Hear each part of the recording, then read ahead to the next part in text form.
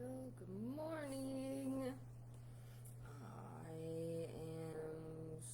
Oh, wait, are we? Yep. Okay, I'm streaming from my computer, so. Okay. I got a new computer for my birthday, and I love this thing. Okay, are we there? Are we here? Chat. Good morning. Welcoming for some tarot. What's that card? Judgment. Judgment is there. Okay, we'll look at Judgment. We're planning to go over. In my morning meditation this morning, the thought that I had was on identity. What is identity? As far as, okay, what's the theme going to be for cards today, for reading today? Identity. And I'm settling into this label that I created for myself. I'm leaning more into this and marketing, presentation. I like transformation guide. I like guidance. I like guidance counseling. Kind of. That's basically what I do. I'm a counselor. BA in psychology, behavioral therapies. My master's is in transformative leadership. So there's the transformation. Guidance and transformation. Why? Because people are transforming. Everything's transforming all the time. Think transformer, not so much like maybe like a transformer vehicle, like a power transformer, electricity, transformation. That one came up last time. Are we going to look at this one again? As far as 2 cups, I might. This came out last time. So heart, judgment of the heart, judging with the heart, talking about transformation and power and identity. Looking at emotional fulfillment, emotional overflow, Ace of Cups. I'm going to get a couple more cards out.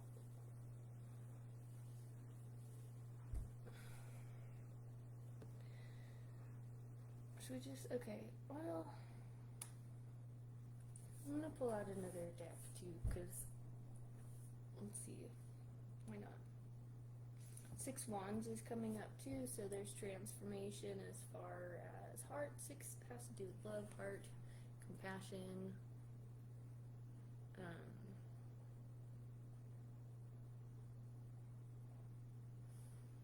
Leadership perhaps is here, standing out, standing above, elevation. Well, that's the part of the transforming part too.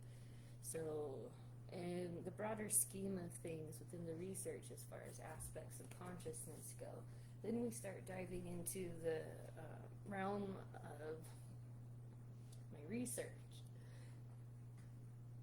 Do I want to go there?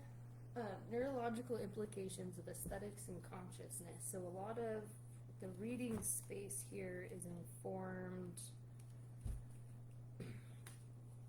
by integral concepts, many different concepts kind of stitched together, interwoven, kind of like a quilt, a blanket, but a quilt.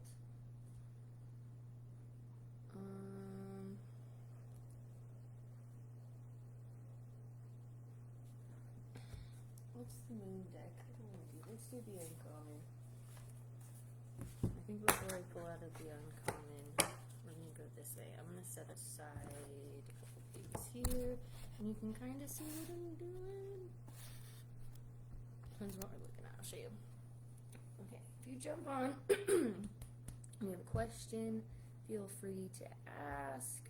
Some of you guys jump on or see this afterwards, so feel free to either set an intention now, have a question in your mind now, clear space.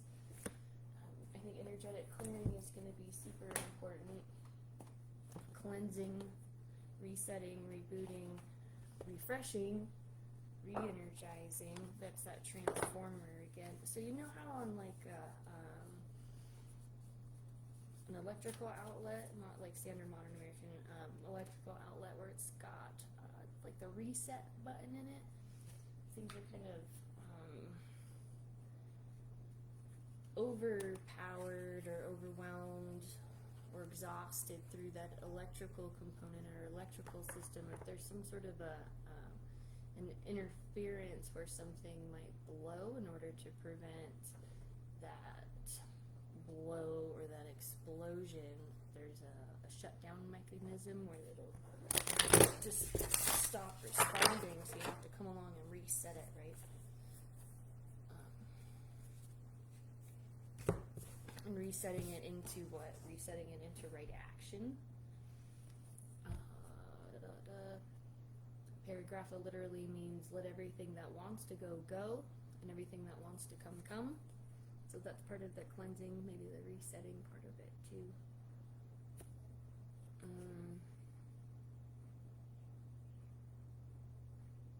Luminous or bust as far as transformation.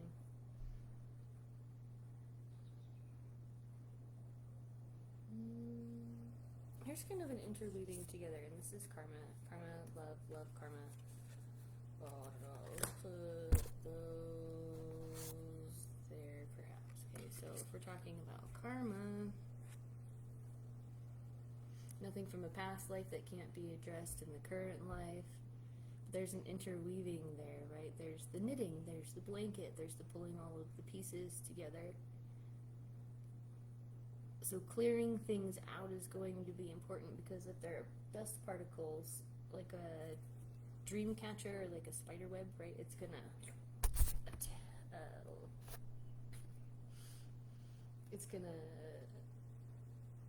hold and attach onto any of those little bits and particles that come along. So before you cast your net and pull it back in, you have to make sure it's clean.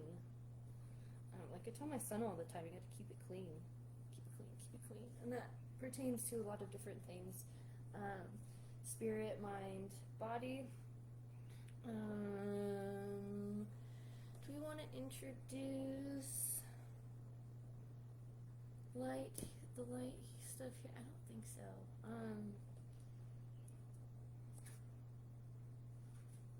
I want to get into... Okay, so... Sorry, I'm jumping ahead.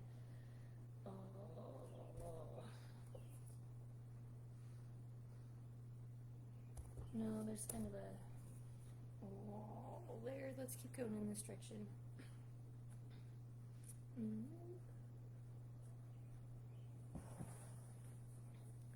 That's the hardest part about letting go of something or going through the transforming process, right? Because if you're going to go from one state into another state, letting go of identity or who we think we are, who we should be, what we should do, is challenging, because it leaves us vulnerable and opens us up to kind of anything and everything. Acceptance and liberation are here. Limitlessness, maybe that's part of the anxiety, is the limitlessness.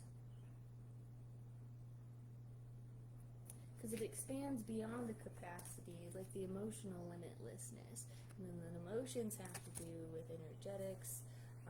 Emotions are energy, energetic frequencies. Again, like energy through an energetic transformer, right? So there's a source of energy that comes in. I mean, we transform energy all the time. We have solar energy, we have water energy, or hydroelectrical, wind, which is kind of funny because the wind is generated by the solar flames. It's generated by the sun, right? Even the hot, cold, it generates an expansion and a compression, which is a force, which pushes things to blow things out, blow things away. Acceptance, radical acceptance in the now opens the flow. And radical acceptance, I like, it comes, again, a term that's used in dialectic behavior therapy, which is how we talk to ourselves, the words that we use. So your identity is shaped by the words that you use or by your dialectic behavior. How you're talking to yourself influences how you talk to others, right? So it shapes our, not just identity, shapes our consciousness, which shapes our world, as above, so below. Energetic clearing comes through during crises. The Holy One herself may be emptying you of fear and attachments, preparing you to receive her luminous plan. You have to release something for something new to come in, out with the old and with the new, sort of a thing. There's trust and just, again, going with the flow and the accepting things as they are, not trying to control things or make them look or be a certain way, but allowing yourself to show up in certain situations. One of the things that hasn't really stood out to me within this card is this green energetic lady body down here that's rising, coming up, being cleansed, and she's being cleansed through this Kali energy, right? So, how do we go from here? So there's a story I have. No, let's, how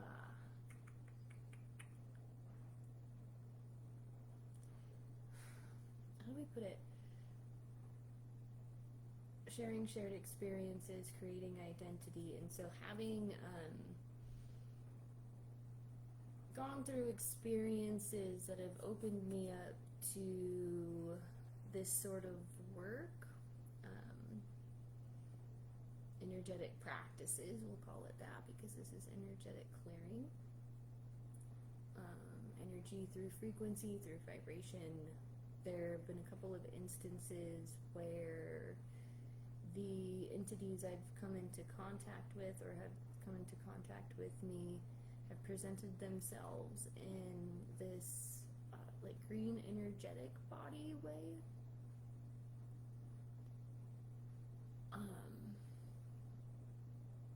Green has to do with the heart and heart chakra. It has to do with love, right? The vibration of that. So not love as a concept or love as a word, but love is the feeling, is the vibration, is love is the energy, right?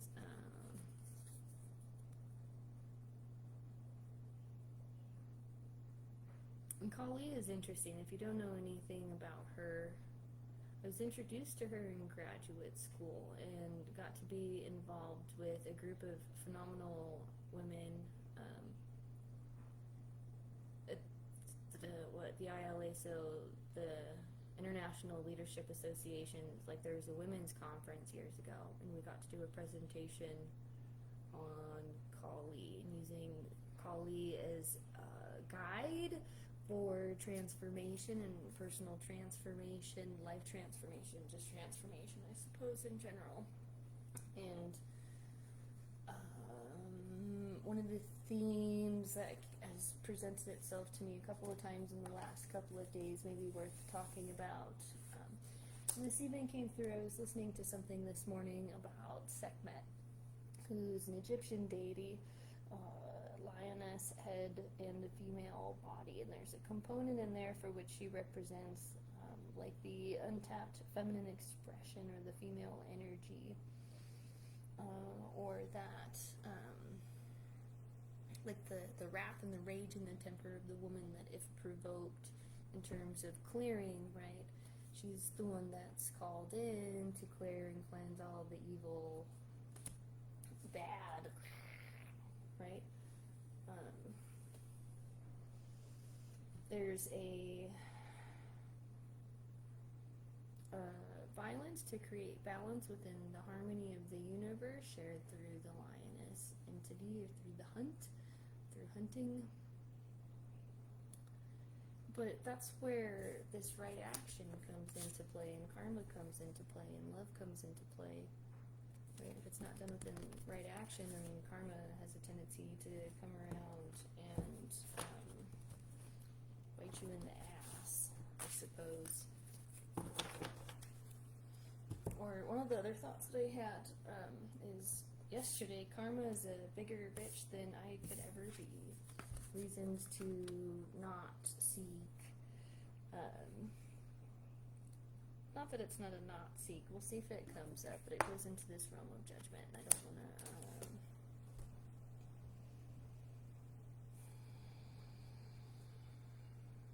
I'm just going to go into humility, because I don't want to project or portray anything that might take you off your question.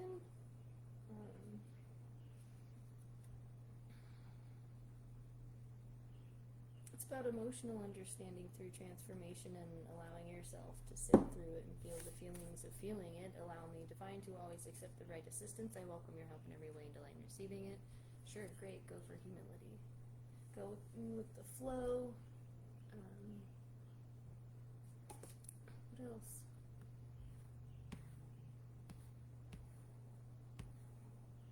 There's a lot of excitement in this space. Like my arts.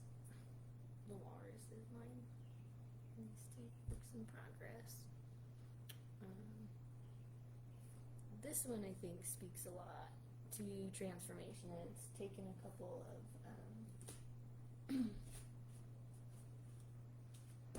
different, how do you want to say it?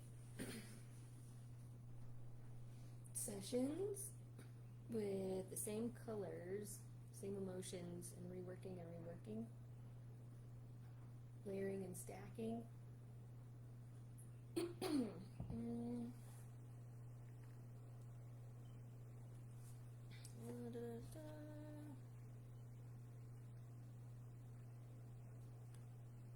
Maybe that's where some of this judgment comes into play too, because there's a lot of times where people want to just call something or someone or whatever good or bad. And there's a tendency, I think, for those who are working through unhealed aspects, or maybe not working through their unhealed aspects, rather, to, how do we want to say this? We don't. To want to categorize things or lump things in, or polarize things and create opposition. For example, if you're not coming from a space of love, then you would say that's bad. He, she, this is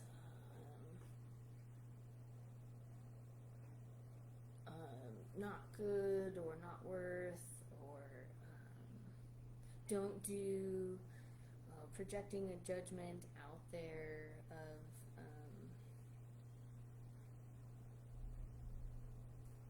ego. That happens when you don't have the humility and there's stuff to work through, but people want to find into this, fall into this, or want to find that people want to find themselves in these polarized oppositions because they can identify or attach themselves to a group. So we the sheeple, right? If there's group acceptance and there's group identity, and you can go along with the masses as opposed to going with the flow, right? Then the identity gets caught up in things that are external. There again becomes opposition or othering, or me versus them, this versus that. A disrecognition of existing on the same linear component, or having the same quantum entanglement, rather. I mean, as above, so below. So there's one can't exist necessarily without the other. And so within artwork, there's, if you're trying to make a point, right, there, or create space or create dimension, you start with a point, right? And if you have one point in space, then you have a dot, or you have a point, or a reference, perhaps. And if you want to, so one-dimensional, okay, there's, if you have a point, there's one dimension. You're one-dimensional if you can make a point.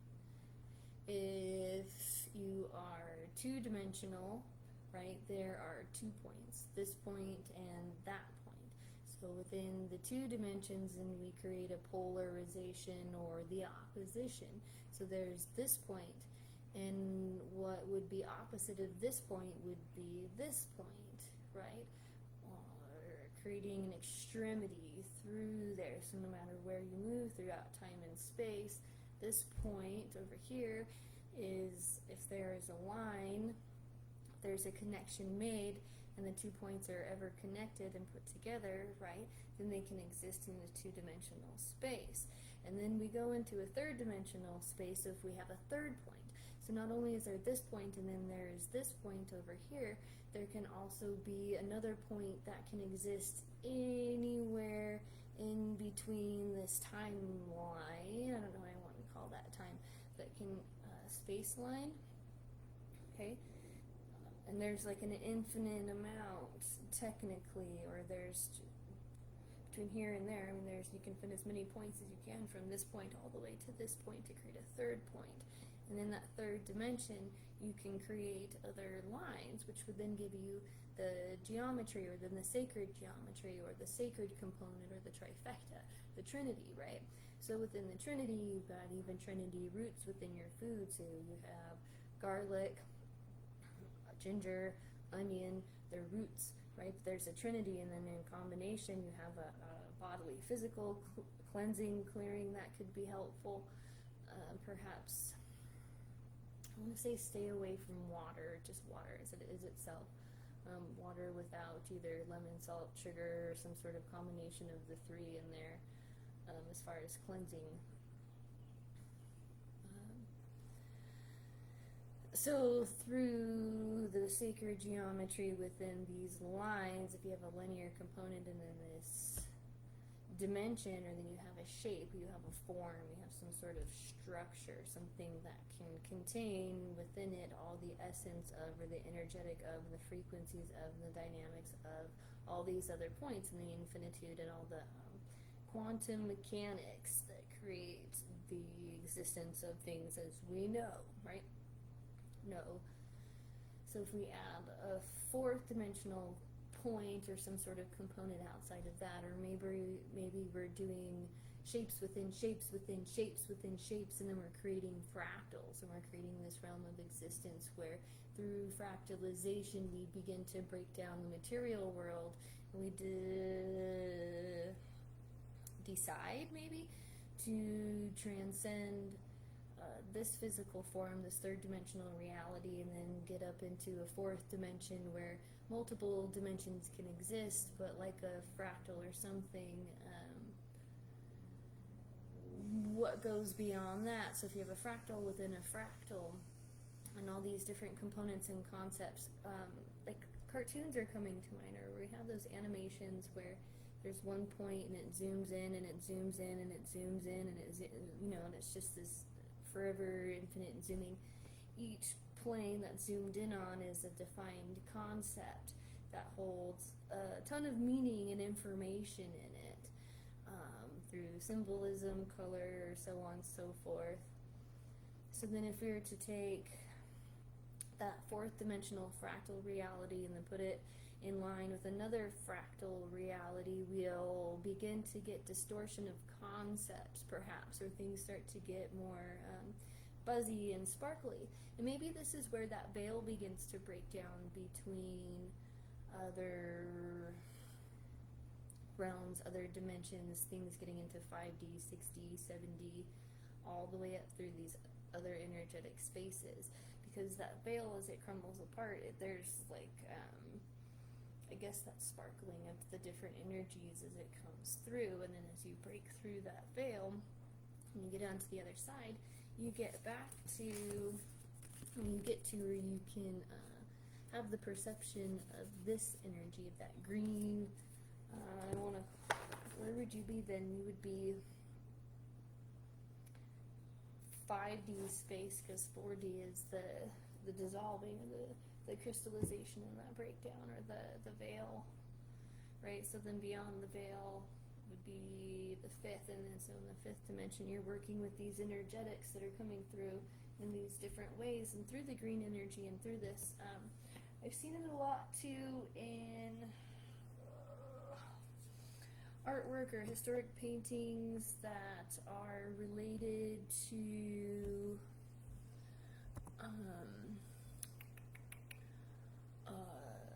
East Indian deities and things, so perhaps that's why Kali is also important here. And even this whole deck, we have the Eastern influences within the acceptance as well.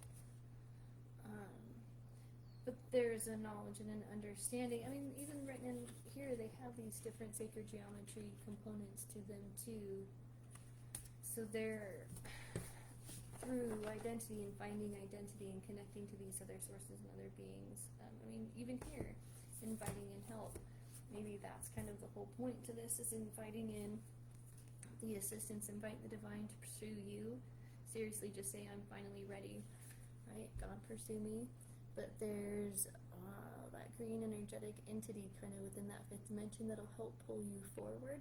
And it's not the ultimate stopping point, so you have to be careful here.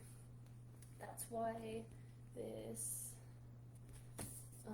karma, this net, right, is really important. Like a dream catcher, it's going to pull in, if you're space, if you're energetic, or let's even call it the fascial system. The look to cranial sacral therapy, cranial sacral work. If you're talking about the fascia system within the body, there's like this webbing that kind of exists around everything else that can be reset and rebooted like a spider web, right? So if there's distortion, it's going to pull in like a net.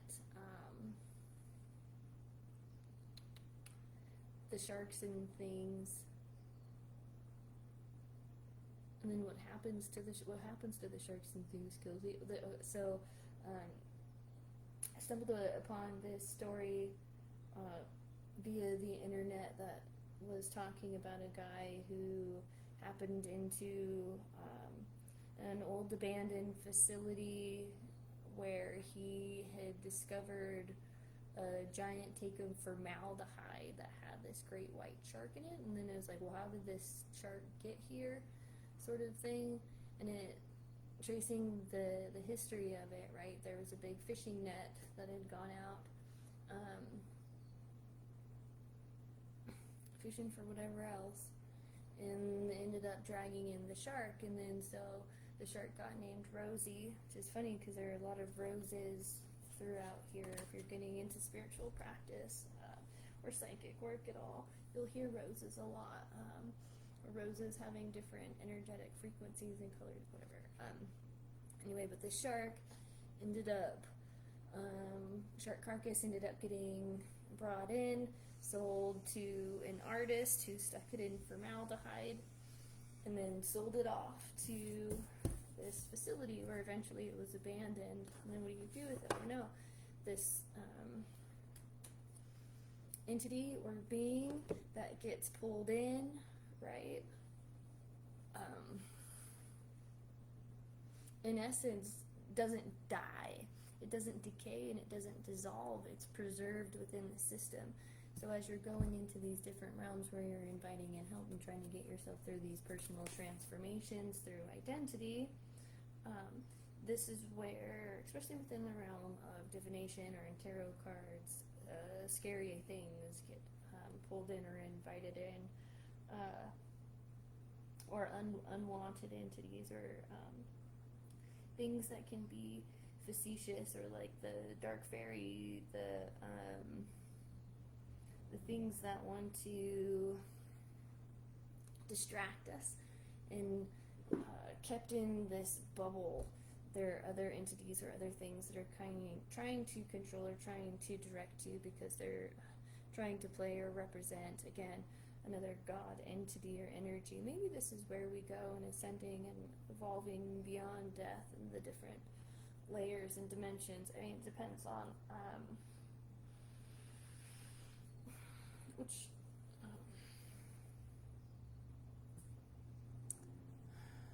let's call it heuristic. Which lens you want to look through. Receiving is coming in. What information are you receiving? You want to be open to receiving information from the source, right? From the singularity, from the first point. You're recognizing yourself as the second point within this component, because as above, so below. If we start with one point or a concept or an idea in one dimension, we transcend up these other levels and up these other dimensions and these other planes of existence, then, like in numerology, once we reach 10, everything is reduced again, where 1 + 0 = 1 again, and then we get through the cyclical component of transcendence, or like through time and space, like a spiral where we could go round and round and round and round, but it's going somewhere.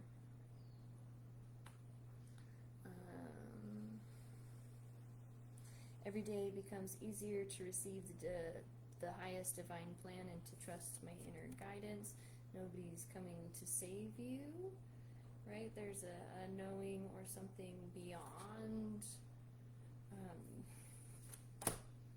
Whoa.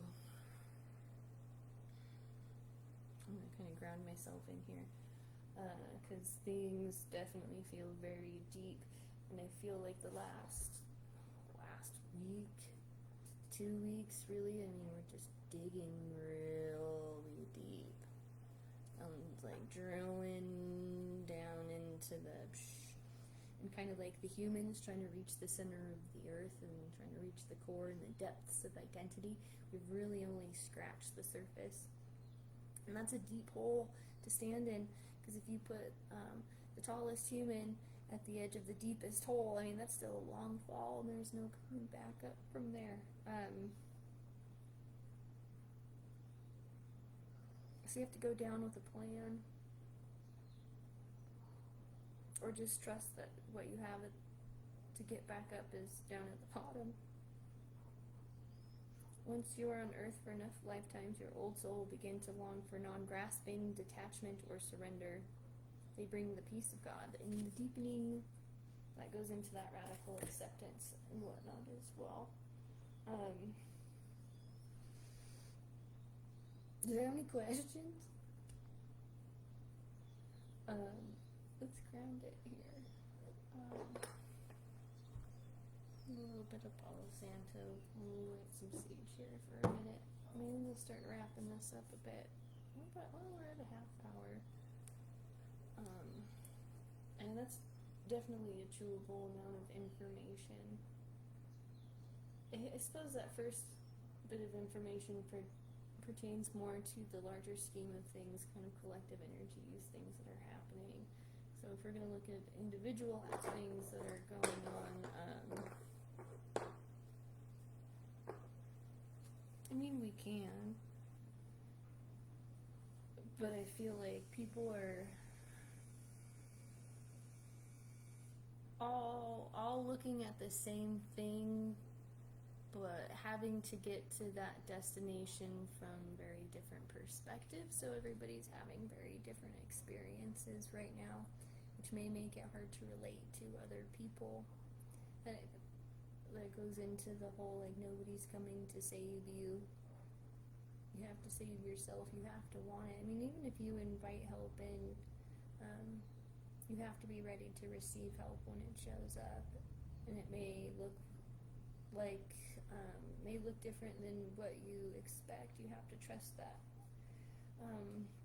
The highest good for you is even better than anything you can conceive of for yourself. And not judge those experiences to be bad, or how do you for example, I had my windshield replaced this week, and it had a giant crack along the passenger side, like almost horizontally from the corner, almost to the middle, and I meditated with this energy for, I guess, a couple of months, and driving with it in the structural integrity of breaking through, or maybe breaking through this veil, or getting through that glass ceiling, maybe that glass wall.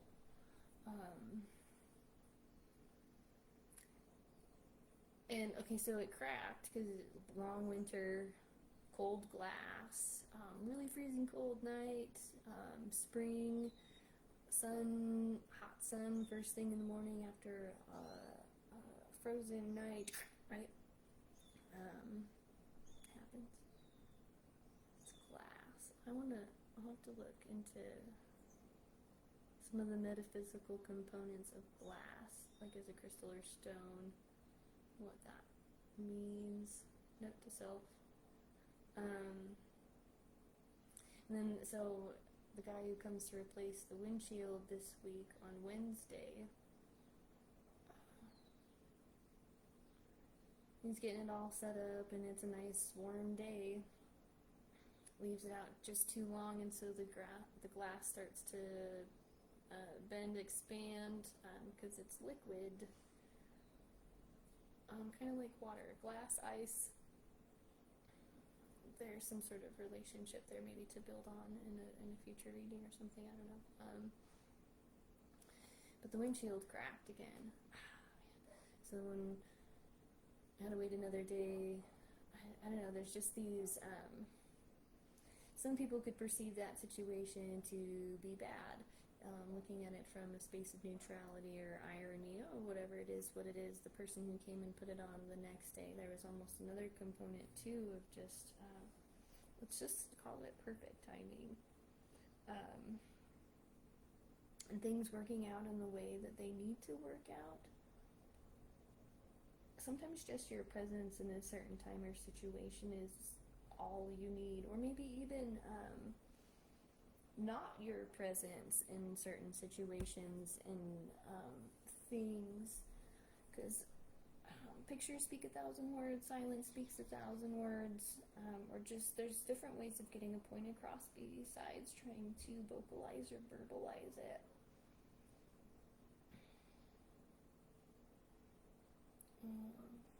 Non-action is still action, or contains the component of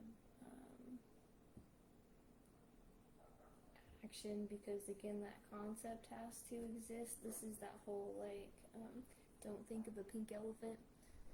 If I tell you don't think of a pink elephant, you have to conceptually come up with a pink elephant in your mind to not think about what it is that you're thinking about. So ultimately start thinking about what it is you're not supposed to be thinking about, right? So there's reverse psychology that ties into that. And how many times in life do you say or do you hear don't? That's one word I really try my best to eliminate from my vocabulary. But subconsciously it slips through. It's written into and integrated into the language for various things, so be mindful of how you use it, or conscious of how you use that. Words are power, spelling is power, but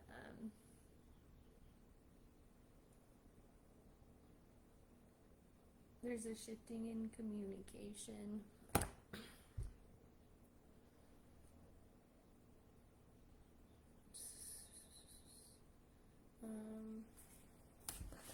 Song, what is love? Baby, don't hurt me. Don't hurt me no more. Blah, blah, blah, blah.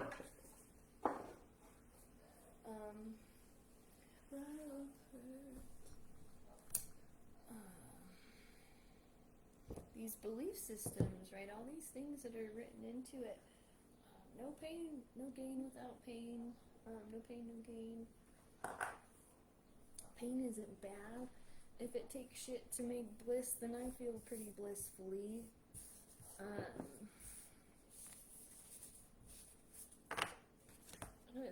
it's funny how in talking to people, oh, how are you today? Oh, this happened, I have crack. Oh, that's terrible. That's bad. Oh, I'm sorry. And you're just like, well, I never said that was bad. I just that is what it is.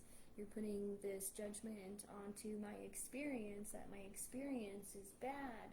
Is my experience bad? Oh, now I'm questioning my original experience. Maybe that is bad. They think it's bad. Should I judge it to be bad? Oh, I'm questioning myself, right? Oh, I must be bad.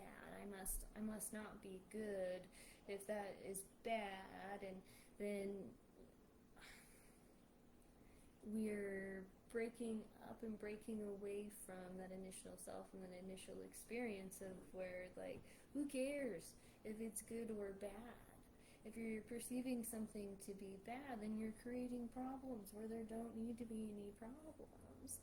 And there's so many people who thrive in problems and creating that judgment because they can polarize it and they can categorize it and put it in a box. And when they can perceive and judge something to be bad, then they can treat it accordingly based on their belief systems, right? And then there's just ego and power and control dynamics all tied up in there. I'm better than you, I or this, or you aren't that, or so-and-so said this, so you must be that, and it gets us to a point where we're perhaps more dissociated than detached, but disassociated, or disassociation, not so much from self but also from others, or when we disassociate others from ourselves, or disassociate ourselves from others, surrender is coming through. Sometimes learning to surrender can feel as if you're dying. The ego learns what's hardest. Stop trying to control the whole universe, right? It feels like death and it's painful and it doesn't feel good, right? I also am getting my windshield replaced. It's just been an interesting week. I would take my dog into the ER. We were there until like midnight because she's been vomiting. But there has to be that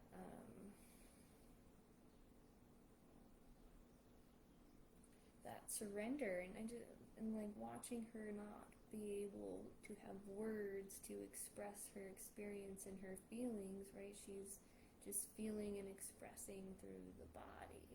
You see the body and this whatever begin to shut down, and there's this system or the system is intelligent inherently within the DNA. There's the inherent intelligence of consciousness where whatever it's instinctual, we don't have to know, we don't have to use words, it's just going to do it. It's the brilliance of the body, it's the brilliance of creation, right? And as things begin to shut down, there's a detoxification or concentration process where the toxins, poisons, foreign bodies are centralized or condensed in such a way where they can be eliminated, or eliminated faster, eliminated all at once. It's why when it's gross, right? But when we're vomiting, you get down to the points of bile and to the core of digestion and the muck of the muck and the deepest, right? When that comes out, you're not hungry and you don't want to eat and you don't want to put more into the system except for something very bland and simple and basic. But there, in that moment, is that transformation where you have this opportunity where the whole slate has been wiped clean and the intelligence of the body has purged, right? Like same thing with fevers. The body will heat itself up to heat and destroy all the foreign bodies in order to eliminate them. And it feels like a death, and it can look horrible and smell horrible and feel horrible, but it's not bad. You want that to be happening, right? If the body didn't have the intelligence inherent in it to be able to purge and eliminate the toxins, you wouldn't exist. You'd be dead, right? There wouldn't be life. So you can't judge that to be bad. That's good. I mean, there's a reason why that's happening the way that's happening. Outrageous openness is here. Dear love, open me to your will, release me from my attachments, surprise and delight me with your plan. You know what's needed, and I am open to receive. Again, about receiving. What is your worth? What is your worthiness? Worth comes through tigers, and there are a bunch of little butterflies around here that has to do with transformation as well. The core, the inner child is down in here too, right? Then we get into grieving, because it's going to be painful and it's not going to be comfortable at all. You just have to accept it. It's part of the energetic clearing. It's how you get right into right action. It's how you liberate yourself, right? And free yourself. Even dragonflies have to do with transformation, transforming in many different directions, right? To reach this limitlessness. And that limitlessness is just that forever expansiveness. It's not like there's an ultimate or like an ultimate density or like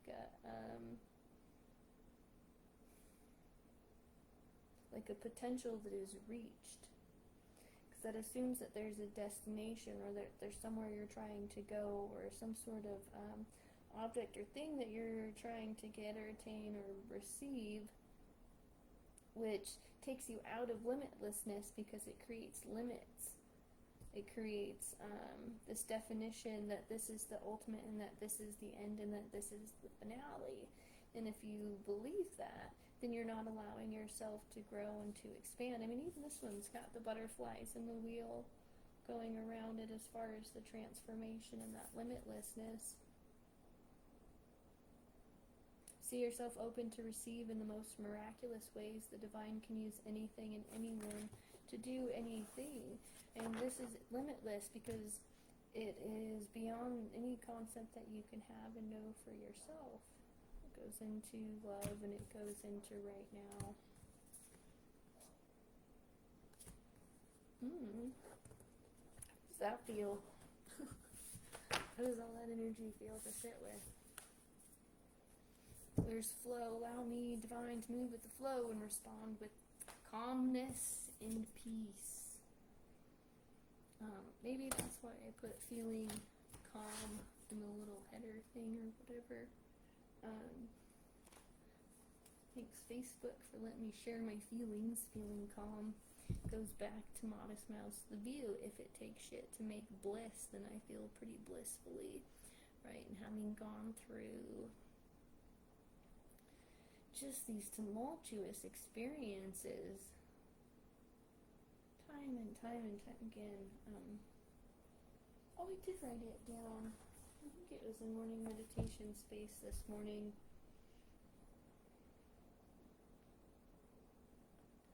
Just as far as transformation and identity and like why or how all these thoughts are coming up, because I feel like up until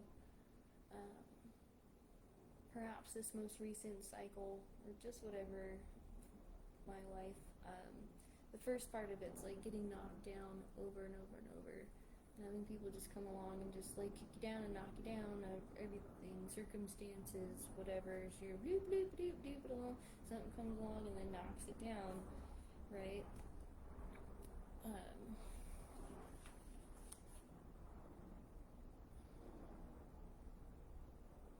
No, that feels more, the past is more like being pushed over. So if you're there standing in identity, standing in power, standing as yourself, right, in that first phase, that first space, You were coming along, just pushing down, pushing over. Oh, look, tiny little wave. Oh, look, tiny little. Oh, look, this person. I'm bigger than you. I'm just gonna come along like a kid at a park or something like that. There's whatever. It's just gonna come along and knock something over. You see a tower or something. It's tiny. Come along, and just knock it off the table, or like a cat even. It's just gonna come along and knock it off the table. Like, whoop. There are so many things that exist within this space. Just come along and knock it over, not conceiving of the or not like caring, just not caring, right?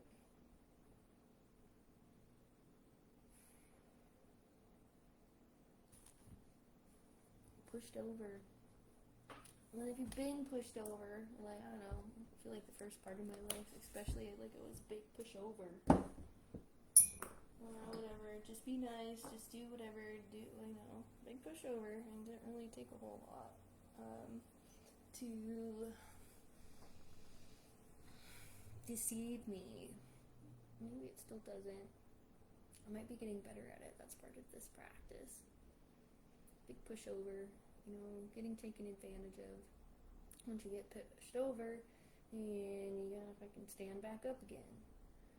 Right? And what happens when you stand back up again? People are gonna be like, you were on the ground, and they're gonna come along and they're gonna kick you down again. And you gotta stand back up. It's gonna come along and kick you down. You gotta stand up and kick you down, It's just this cycle of trying to step into identity and trying to step into self, where people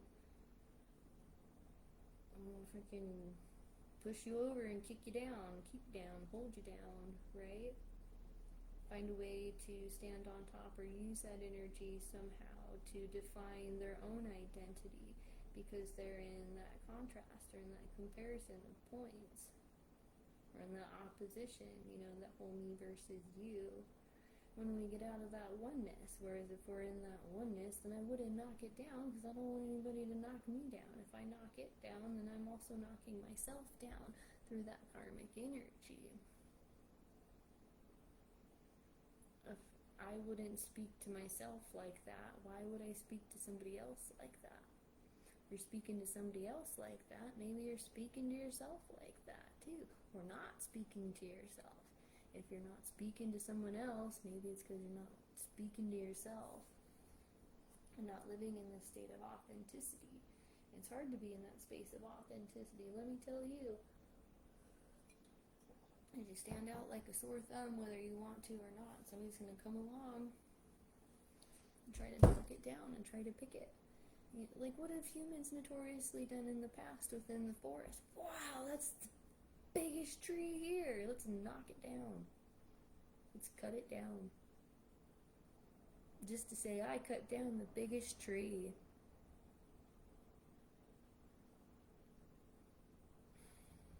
And it's just heartbreaking to exert so much destructive force and power over trying to take something down. But for what?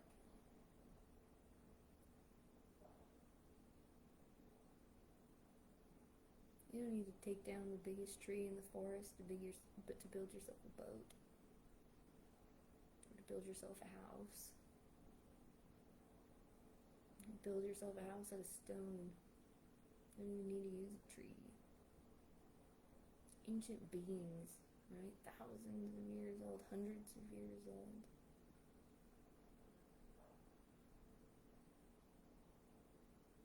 Okay, I think I might be done here in this space today. If you have questions, reach out. I don't know, I'm tapped into and tuned into something today. Something deep. If you're ready to go deep, let's do it. I'm glad this came up because I wanted it to come up. Justice.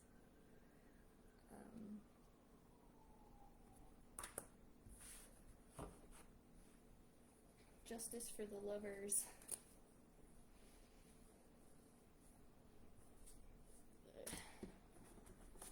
And that's just the thing, isn't it? So if you're going through a transformation,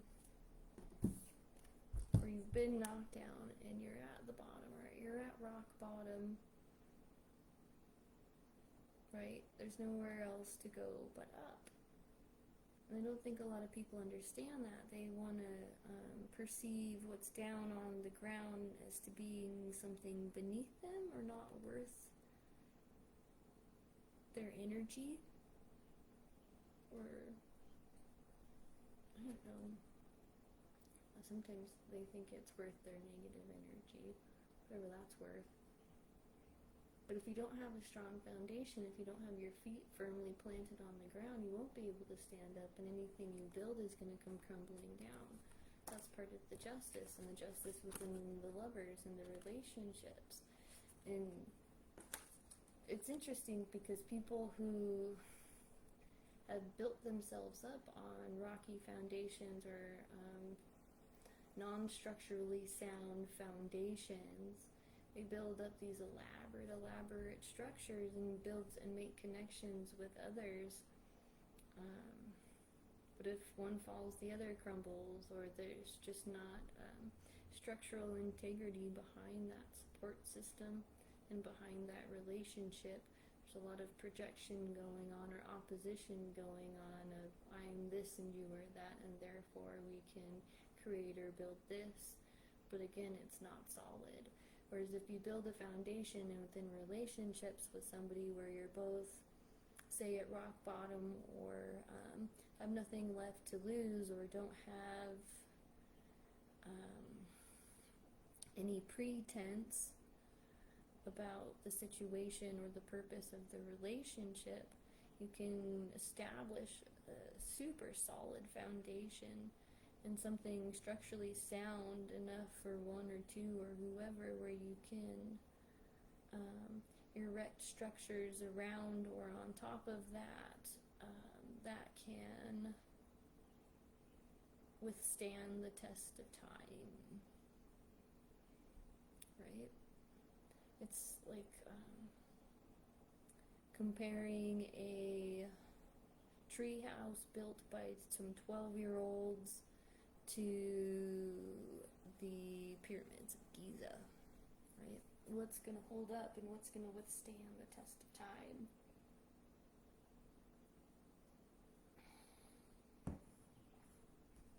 What goes around comes around. Good, bad, or indifferent, one way or another. Yeah? If you have questions, reach out. I have a couple people who have booked readings with me today. Thank you, I'm so excited. I have one later this evening and one at some point or another, so I've got a couple more slots. I've got some time and space today. Probably do 1 or 2 video sessions today. I can do a few written sessions or something like that. I could take pictures of stuff for you, right? Send it to you.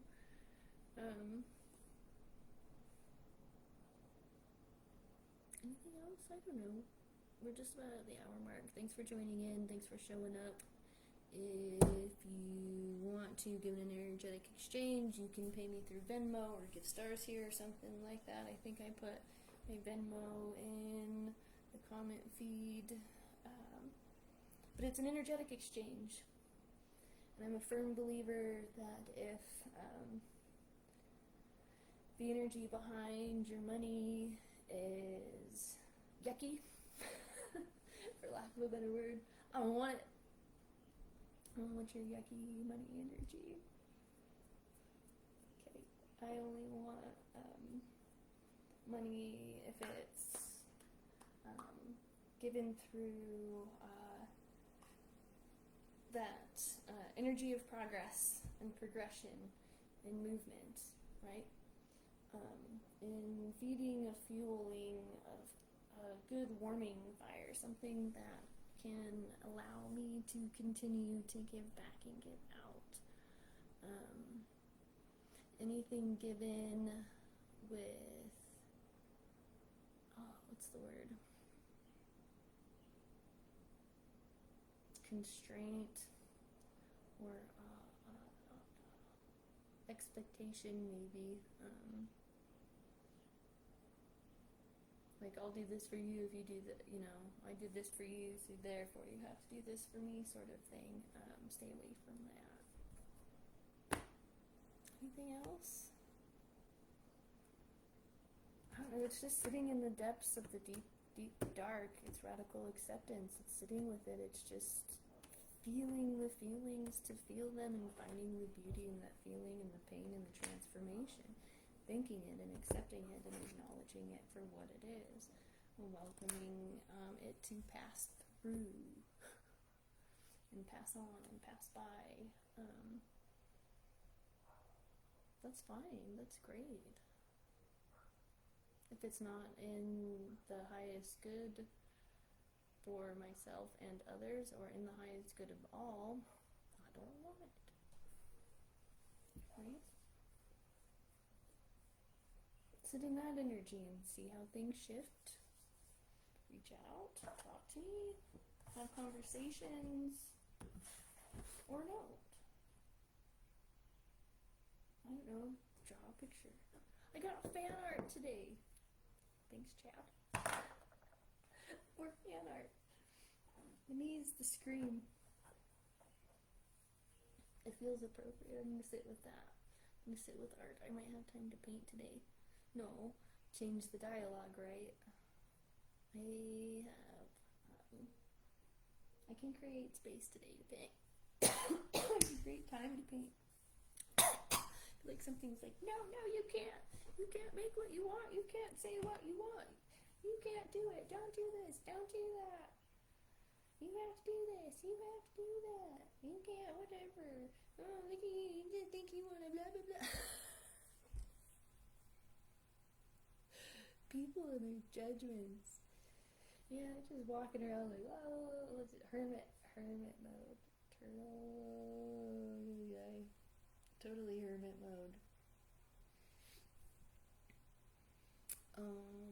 That being said, come climb to the top of the mountain and come say hi to the hermit. Let's have a conversation. Just for fun. Okay, bye. Shits and giggles.